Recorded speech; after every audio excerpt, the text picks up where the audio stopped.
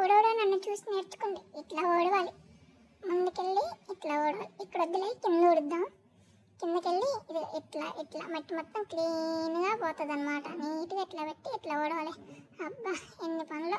కానీ ఇది పెద్ద ఉంది, నా సైజుకి అది సరిపోయింది. అది తీసుకుందాం వెళ్ళి, ఇది చిన్నది తీసుకొని ఎక్కడ ఊడుద్దాం. ఇప్పుడు నీట్గా చూపిస్తాను ఎలా ఓడవాలో. నీట్గా చూడండి. ఎక్కడ ఊడుస్తానంటే అటు వెళ్ళి అక్కడ ఊడుస్తా. నువ్వు ఆగు, నేను ఊడుస్తా. ఆగవా? సరేలే, నేను పక్కన ఎక్కడైనా ఊడుస్తా. బకెట్లో ఊడుద్దాం, వద్దులే ఈ ముందు ఊడుద్దాం. ఇక్కడ ఎక్కువ మట్టి ఉంది. ఇట్లా ఓడవాలి. అబ్బా కాళ్ళకి మట్టి గుచ్చుకుంటుంది, చెప్పులు వేసుకొని ఆ తర్వాత ఊడుద్దాం. అమ్మా ఎన్ని పనులు ఇంత చిన్న వయసులో.